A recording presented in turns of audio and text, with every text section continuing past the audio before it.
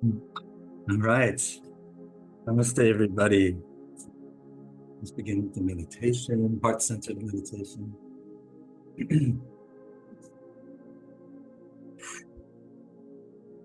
Allow ourselves to release the inertia of the day, enter into the solitude of presence.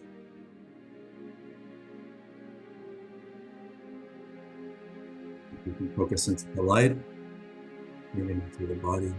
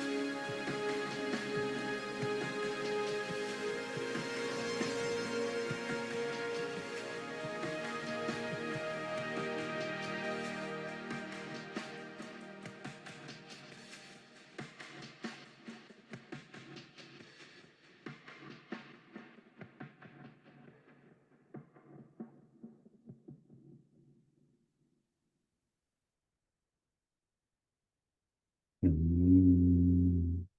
Bring your attention to the heart center, Anahata.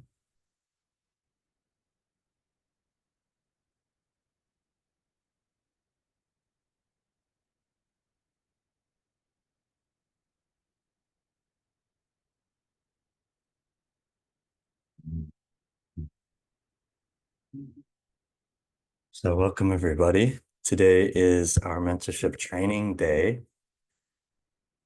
which is interesting because it's applicable actually to students of the truth, students of the path.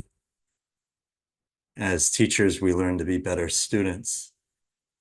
When we study pedagogy, which is teaching theory, we learn to apply that pedagogy to ourselves. And we're studying the way that we have to deal with the intellect and the evolution of our structure.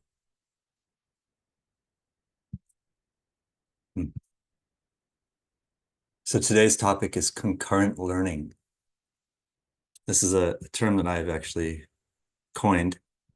What it means is that in mathematics and in all topics, when we learn in a linear manner, usually we're encouraged to learn in a linear manner. You learn the basics, then you learn more advanced things, then more advanced things. We prevent the full flowering of our learning process. Let me give you an example. A 10-year-old is learning basic geometry, basic shapes, basic arithmetic, and they know nothing about three-dimensional geometry. They know nothing about the nature of calculus or graphs or algebra.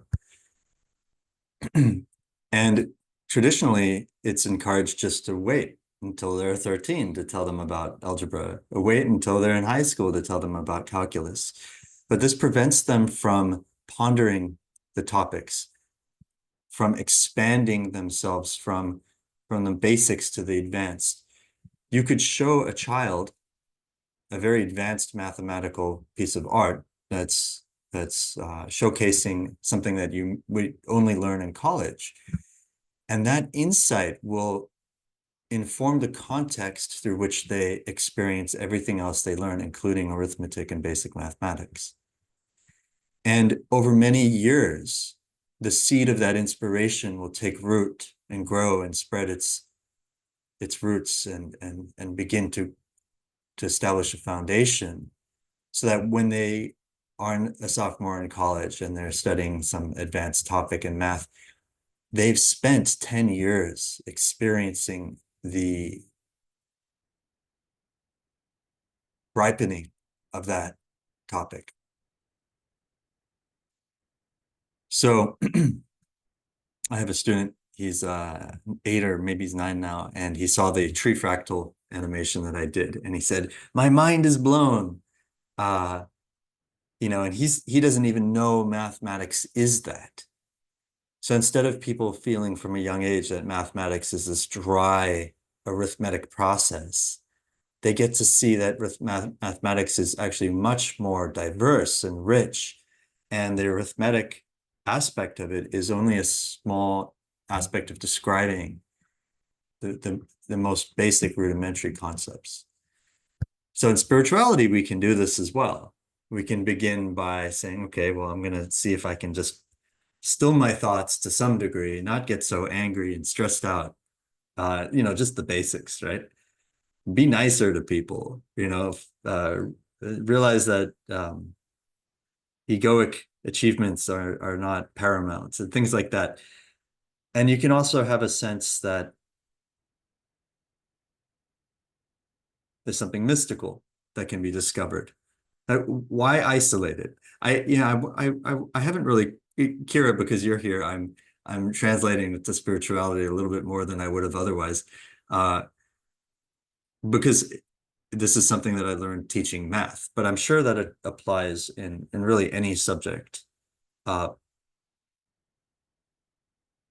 think spirituality is a little tricky because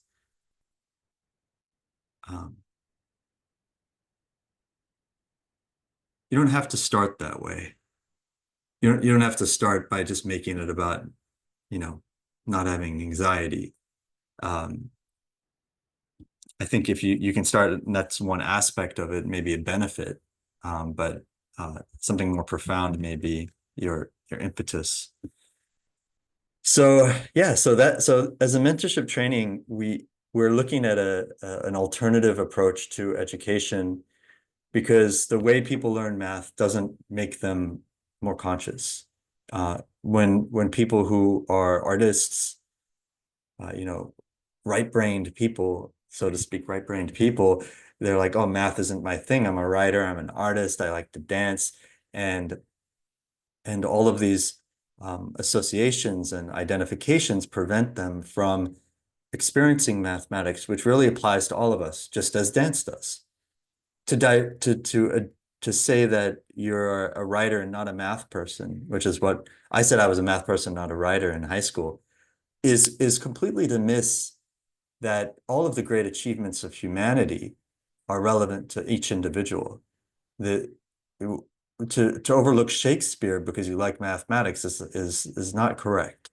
To overlook Darwin is not correct. To overlook art history is not correct. To overlook spirituality is not correct. One of our students in the class recently, he said he wanted to come to the classes for the math, and he doesn't understand why meditation is a part of it. Well, it's how could you think perfectly if you don't meditate, right? And is not math that about thinking, learning to direct your focus and see things in a certain way? So there's a little bit of a very holistic attitude in this mathematical curriculum. It's more like the ancient philosophers. If you were at Pythagoras, you emphasized all these things, Plato, morality, all these in ancient Greeks. I think they got this a little bit more than we do today, for whatever reason. What are a few really interesting things that kids can study from literally 5 years old, right? A 5-year-old could definitely learn about the Platonic solids. There's these beautiful shapes, the three-dimensional shapes, right? That's a great thing for a 5-year-old. They don't have to measure the Platonic solids. They don't have to graph them, right? That could be later on.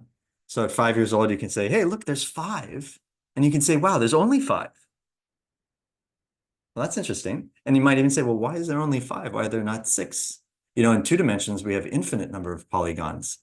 Triangle, square, pentagon, they go on forever. But in 3 dimensions, our polygon counterpart is actually limited to only 5. Did you know there's a number in 4 dimensions? That's fun. See, now I just did it with you guys. Concurrent learning. There's a 4th. You're like, wait, what's the 4th dimension? And wait, if there's 5 Platonic solids and there's some other number in the 4th dimension, what is that? What does it even mean to be a Platonic solid in the 4th dimension? That's a strange question, right? I mean, I wonder how, and it's a finite number. And then the 6th dimension is another number too. And for 7 and 6 and on dimensions, they're all the same, which is kind of disappointing. But that's the way dimensions were designed by some thought of God. There's a guy named Srinivasa Ramanujan, and he said, if mathematics is not expressing a thought of God, it's not of interest to him. He was an Indian mathematician. So Srinivasa, Kira, Ramanujan. So any guesses on what is a Platonic solid in the 4th dimension? A way to think about it is to compare the 2nd and the 3rd dimension and say, okay, well, then what the 3rd is to the 2nd, the 4th might be kind of to the 3rd. So polygons are shapes that are enclosed by straight lines. Polyhedra, or Platonic solids, is another name for it. Polyhedra is a more generalized term. Is a space, not an area, but a space, a volume enclosed by flat surfaces that are all actually regular polygons themselves. So in the 6th dimension, we would have some sort of 4th dimensional space enclosed by 3-dimensional spaces. And those spaces themselves would be Platonic solids. Or perhaps, are they all Platonic solids? It's like the faces of a Platonic solid are pentagons or triangles. The faces of a 4th dimensional version, which is called a polytope, are polyhedra. I think they're platonic solids, but maybe they're not all they would have to be platonic solids. You see, I'm thinking about it now. This is not a subject I've studied in tons of detail. I've studied it a little bit. It's a very advanced topic. It's a grad school math. But so here we are, and some of us may be completely light years away from grad school math, and yet you can think about that, and there's wonder in it, right? And there's a degree of comprehension in it. And of course, you could get a PhD in it if you wanted to. How can you prove it? Do it for arbitrary number of dimensions and graph it with stereoscopic projection. There's all these kind of advanced things you could do. But already there's a degree of enrichment. I mean, is that your experience? Kira, do you feel a degree of enrichment just at the idea of it?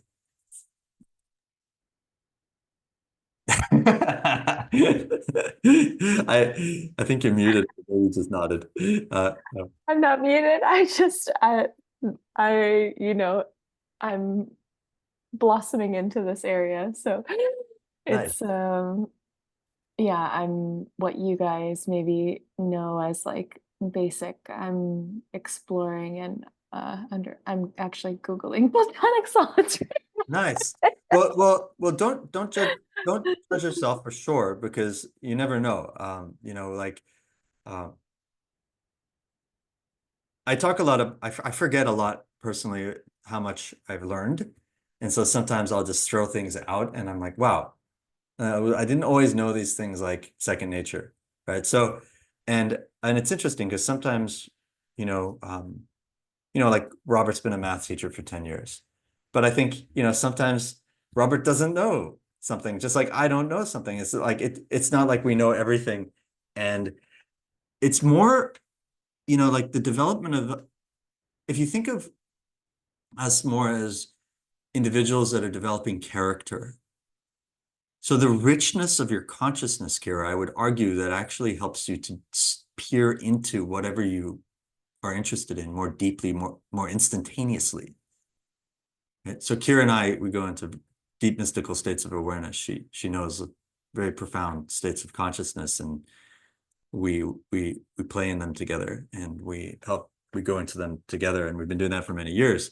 So if you whatever you focus on, there's a richness. One person can be standing in front of the ocean on a sunset and experience absolute sacred divine love, and another person can't stop looking at their phone. Right? And all they experience is their self-reflection, the fog, their own mind.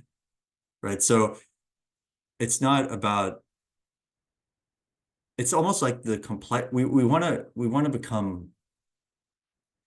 develop our character. So the central premise is in this program for parents is your kid can join our program. They're going to learn mathematics and they're going to learn it like a genius. But it's really what we're doing is we're developing their deep integral consciousness and intelligence, multidimensional intelligence. Because that's really what education is about. Alexander the Great, his teacher was Plato, or was it Aristotle? Alexander the Great. I think of it, isn't that interesting? What do you think Aristotle or Plato taught him? Well, everything, of course. That would be ridiculous not to learn everything. So it's important to know what mathematics is, and I think it's difficult to realize. When I was 5, it's Aristotle, nice. When I was 5, for whatever reason, it's probably past life knowledge, that's what my teacher said. I knew what mathematics was in a way that I almost don't even know that depth of understanding anymore. But I was 5. Well, what did I know? It was a feeling. I certainly didn't know calculus, but I knew mathematics's place in the universe. I knew its wonder. I knew its awe. And I think it's important to share, like, what is mathematics? Why is it so intriguing? Mathematics is the essence of nature. And just think there are things to be discovered wildflowers in the fields of dimension to be discovered that have existed eternally, and they can be known, and they are independent of the natural laws of physics. And they are like the thought of God. And to not know them is to miss knowing your very self, because you are dimensionality.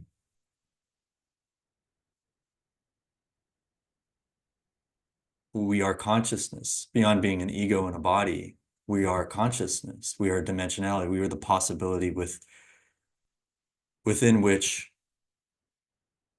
all of life occurs. Life is dimensionality. And it's also the formlessness. And the formlessness gives vitality to that dimensionality. So when you understand, the formlessness turns inert matter into the vitality of life. But life implies change. And change means diversity. Diversity exists within possibility, which is what I mean by dimensionality. What do you think, Robert?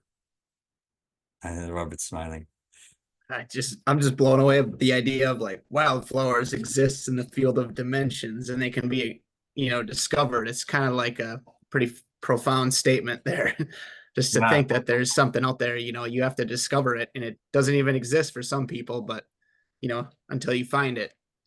They're waiting, and they're like wildflowers. And wildflowers have a unique quality. They're all these different colors.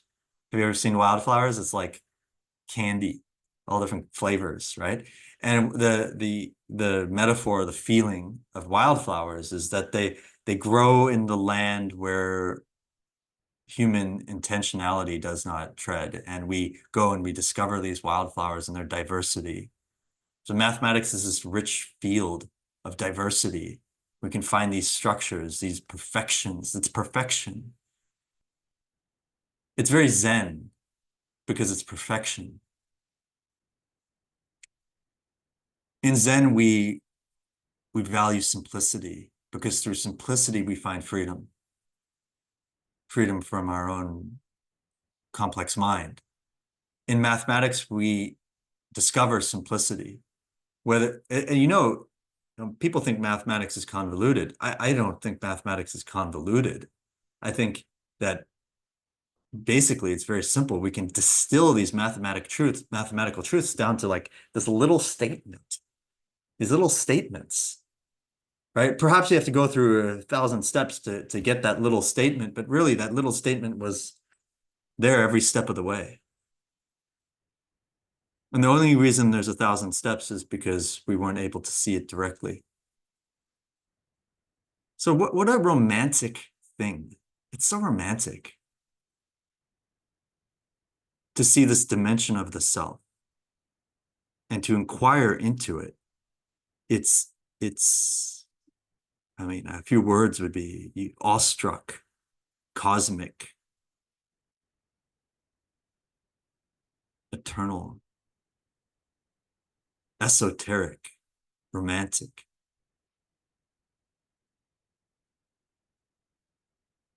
So these are the sentiments of mathematics that I think students should be receiving. The world would be a different place if people didn't waste their time in a painful experience of mathematics, but rather gain an enrichment of their own self and cultivate spiritual principles and their character along the way. So spiritual mathematics means we're going to study mathematics with the enlightened principles, the ancient enlightened principles, and we're going to become more conscious and develop our character in the process. That means more love, more honor, more wisdom, and it's going to be an integrated study. And of course, you could do this through writing. You could do it through different things, right? If those things were done that way. All of learning should be done with the principles of enlightenment, of course, right? But mathematics offers an opportunity because everybody learns mathematics. And mathematics is one of the most wanting fields for this. it's the driest usually to people. A lot of people feel it's very dry. It's very inaccessible. It's very monotonous and mechanical as it's done now. Those things have nothing to do with mathematics. Mathematics is rich and artistic and creative and diverse and experiential, as far as I'm concerned. So it's really, if I could do that, if I could think of it that way, then anybody can. It's a matter of cultural inheritance. This is what I meant in that reel when I talked about cultural inheritance. We all inherited this from mathematics. The only difference for me, for whatever reason, is that I was 5 years old and I felt something different in it. And then I was disenchanted when I went into school halfway through first grade. I remember it. Halfway through first grade. That's actually pretty funny. That's when I became disenchanted with mathematics and developed a lack of confidence. But I loved it all the way through. I still loved it though. And I thought there was something wrong with me. And it was a little confusing because sometimes I got the highest grade in the class and sometimes I failed or got D's and C's. It was like, it was a little confusing to me. Like what's going on? Why am I good at math? I'm not good at math. And I didn't seem like the same as my peers. There are two kinds of peers that I had. People who really weren't good at math. They didn't get it. And then the people that were good generally seemed to be very mechanical. Nobody was like me. Not that I recall, I might have been. I always felt like I was different. And so I guess this is part of my dharma to bring this new dimension to mathematics. I mean, this is definitely part of my dharma. For whatever reason, that's a part of myself as a wildflower. And we're all wildflowers, right? We have a sort of one thing we know that is a gift to humanity that doesn't exist. The best in the world at being ourselves, as my Param Guru says. No matter where you are, there's always someone better than you, except for at one thing, at being you. And that's what he said. Love that guy. It's so true, and it's very loving, and it's the nature of humility is to recognize that.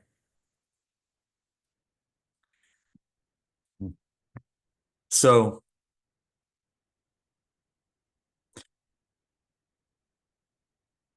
that was an example of concurrent learning for you guys, right? There's a fourth dimension.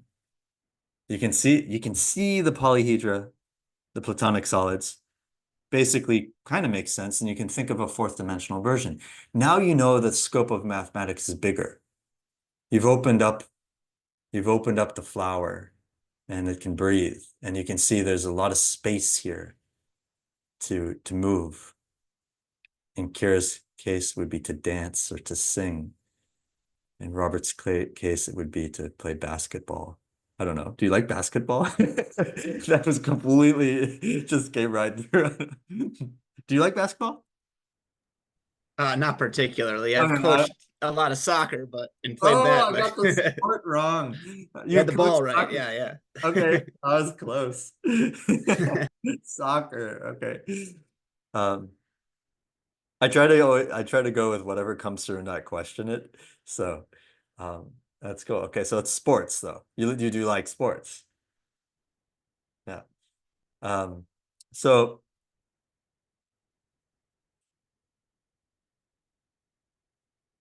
yeah, other things for concurrent learning. Let's go through a few examples. Like what could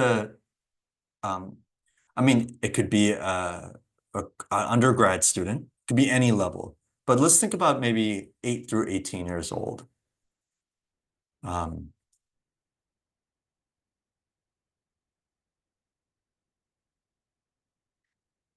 So say you're in a session with a student and you're talking about perfect squares.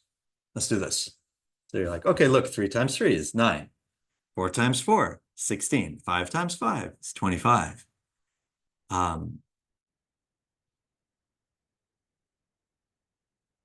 You could say, what times what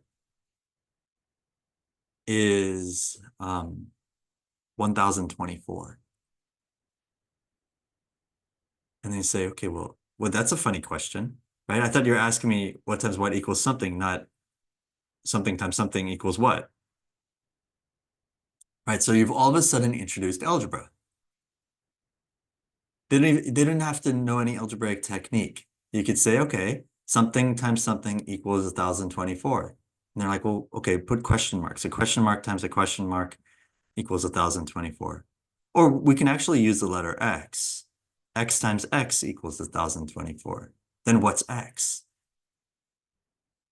And you don't have to you don't have to come up with some algorithmic technique for them to find x. You can say, okay, well, maybe we can just test it. Right, grab the calculator. Is it 30 times 30? Oh, that's 900. Okay, so it's bigger than that. Is it 40 times 40?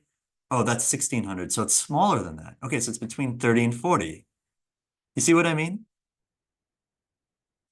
And that could be 10% of the session. Nice. Then you could say, you know, say you're a more advanced student, x squared equals 1024. The answer is 32, by the way. 32 times 32 equals 1024. So if we were to say, okay, well, what is 33 times 33? I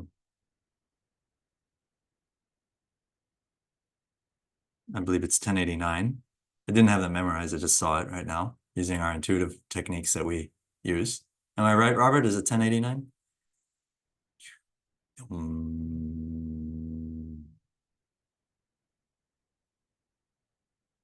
Yeah, it's 1089.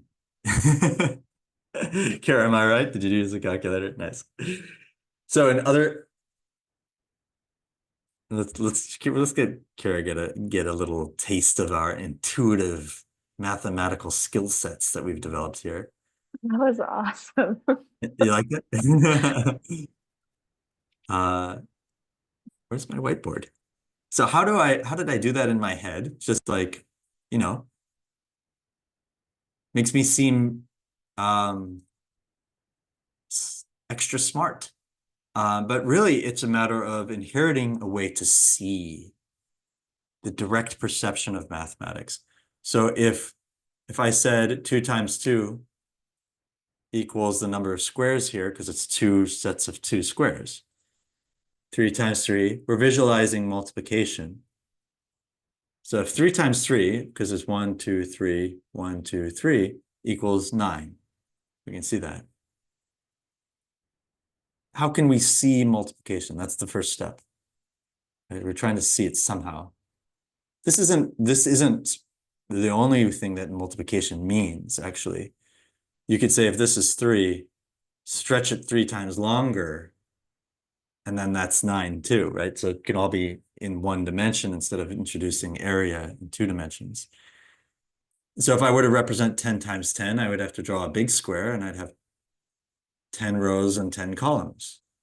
And you'd say, okay, there's 100 in here, right? What do you think, Kara? Does that make sense what I'm talking about? Yeah, I was just trying to see because I started seeing like a pattern in when you drew the other two. So I was Yeah, let's do it. Let's do your pattern. What'd you see? I was curious if the pattern held true for other versions. So or I was like picking up on a potential pattern. So the 2 by 2 has 1 square you know, extra on the top right, and then the 3 by 3 had 4 squares extra in the middle. Does that kind of make sense what I'm saying? Yes. You So are. I was Saw this, wondering, basically, right? yeah,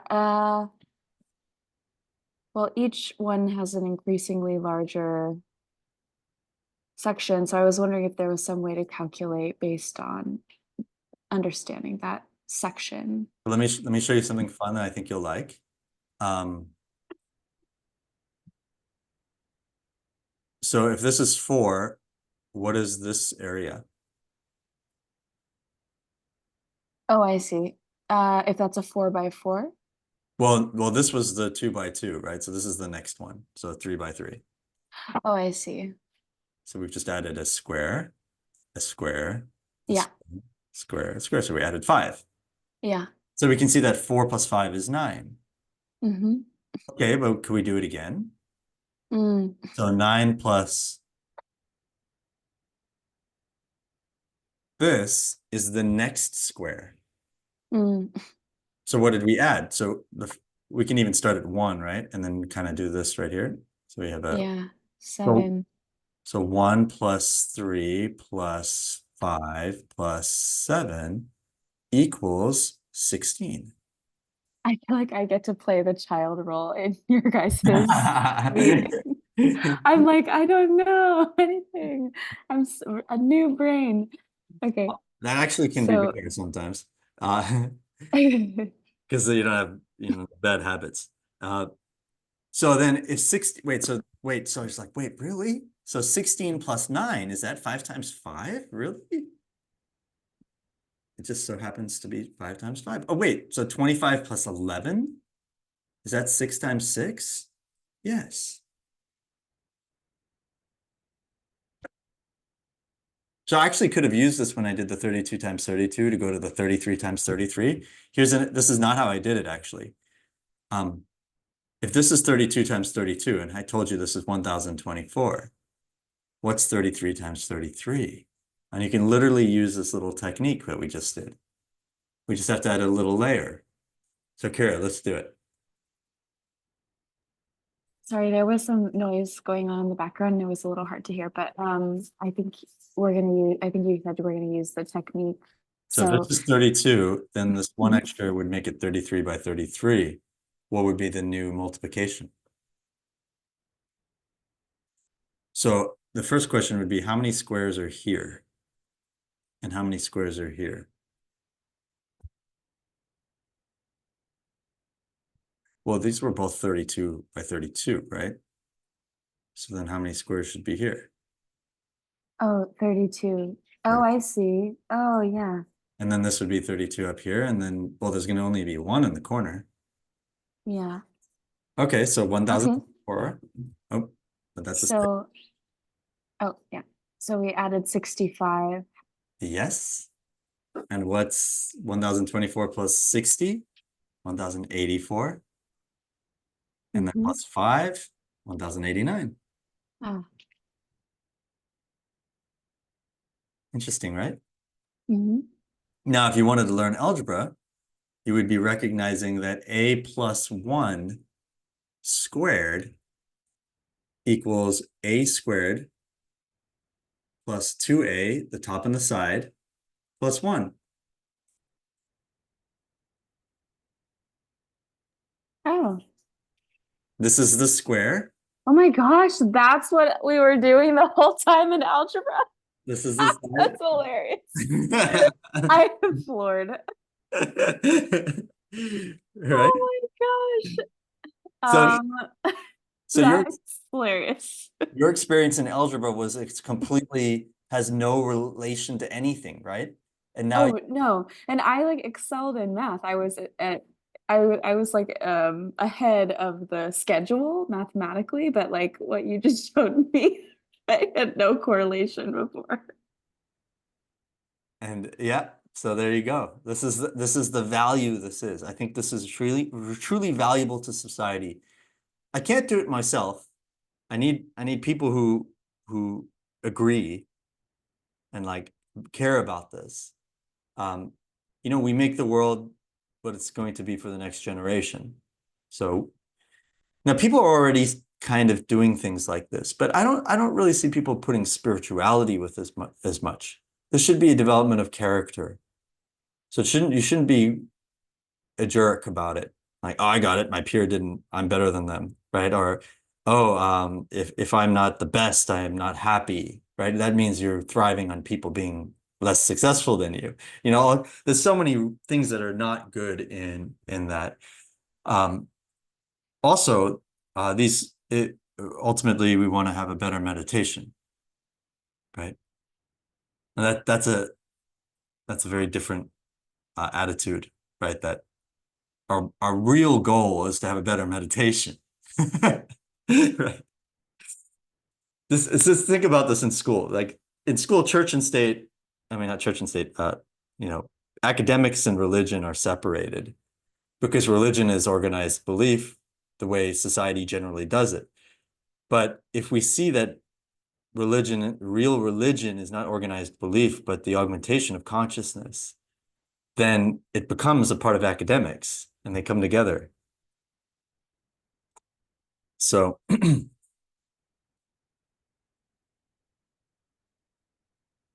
Robert's thinking. Karan wants to say something. Hello. Hi, Karan. Can I ask something now? Yeah, please. So, for the mathematics and programming portion, I think we will be pretty good with a little bit of understanding to mentor someone. Yes, but with the spirituality and meditation, once uh, until and unless what I think is until and unless we are at the certain level, a certain profoundness of the uh, mindfulness state, how could we teach that? Well, if you are, I mean, I also want to add something to my question, but that I also can share some degree of theories, like that should be done and that should not be done. But uh, when I see myself throughout the day and in some hard days, I myself cannot follow my own what I say that is not applicable to myself also sometimes. So yeah, you know, I think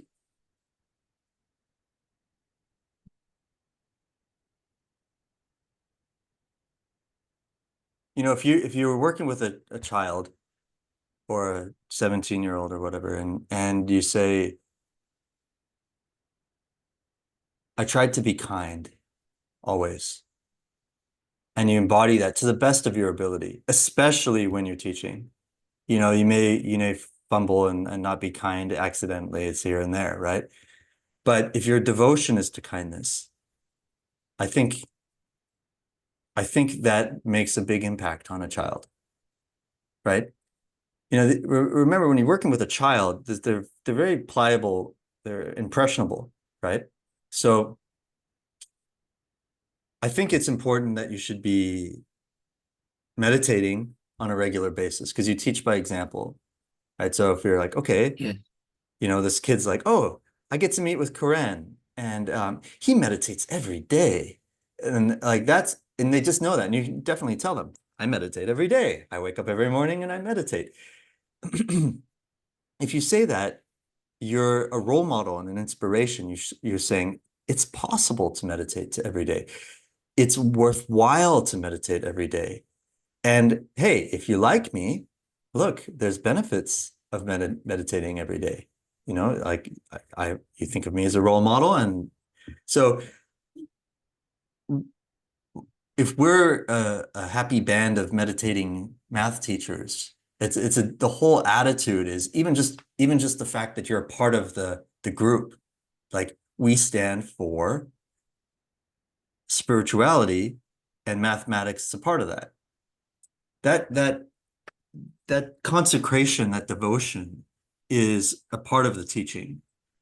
You don't have to be perfect, right? And you may have an exoteric understanding. Like you said, you know the rules, but you don't embody them completely all the time. We seek yes, to, I see the progress on my path, but uh, I am not applying them fully. I know that. yeah, Because so this, I would call this we transfer the esoteric understanding into an esoteric understanding or knowledge, right? So where exoteric means we can read those words in the book. Yep. It's good to follow the 10 commandments. Okay, good. Got it. But esoteric would be, I see the self-evident truth within that, in those 10 commandments, and I am those 10 commandments, right? Of course, you won't, you know, they come from something, right? They're not an outside in limitation. They're an inside out insight.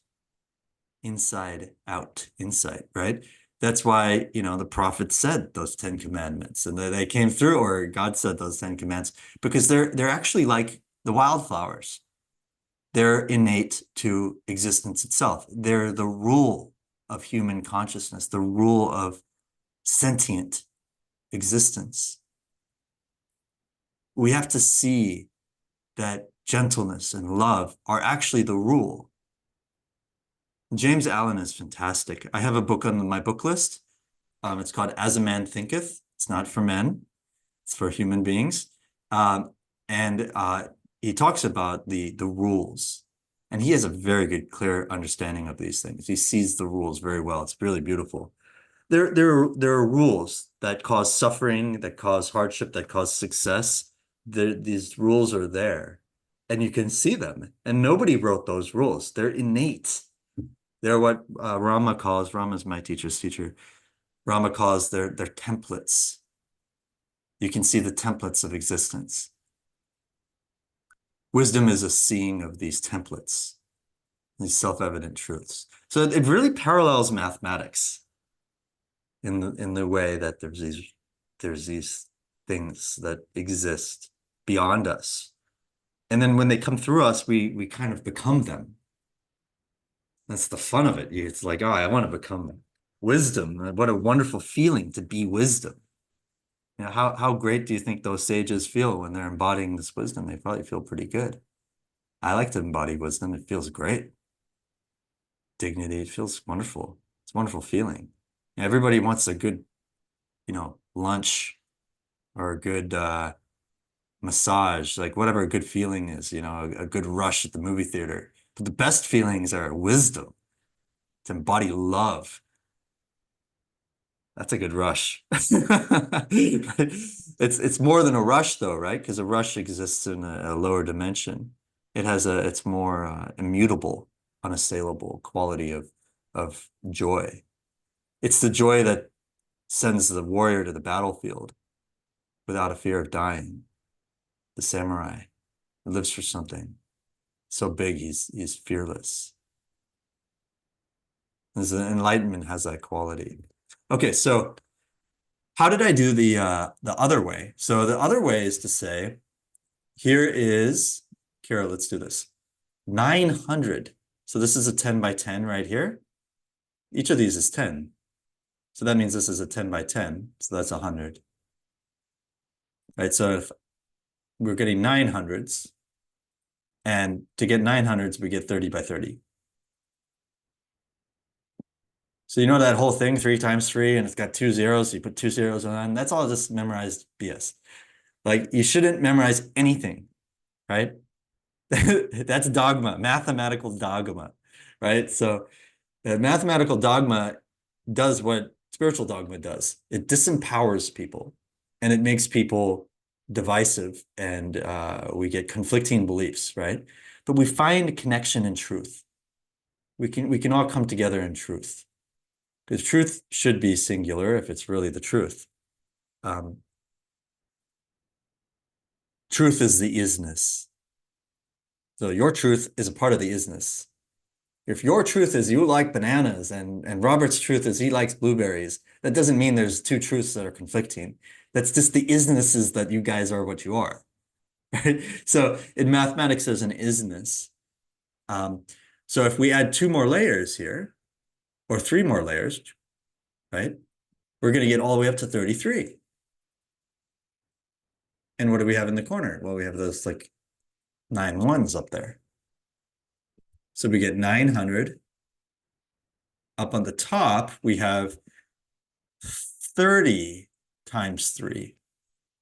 And we have 30 times 3 on 30 times 3 on the side. So we have 90 and 90, which is 180. And then we have 9. And so we see 900 and 100 and 80 and 9. That's 1089 as well.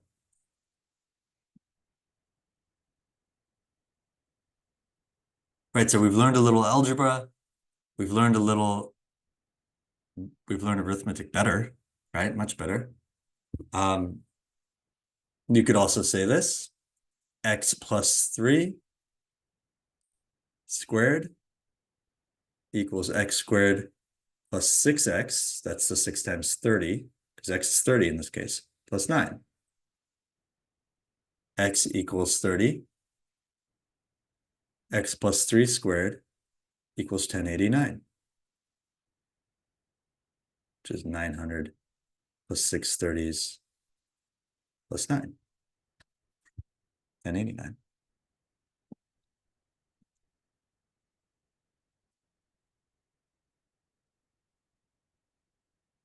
Okay, so concurrent learning.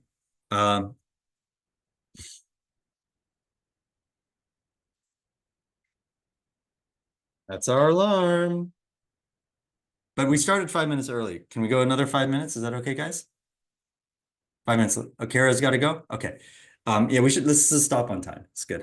I can listen in, but I have to. No, let's start stop on time. We've gone over so many times, it'll be a slightly shorter session. So concurrent learning. This is part of our spiritual pedagogy.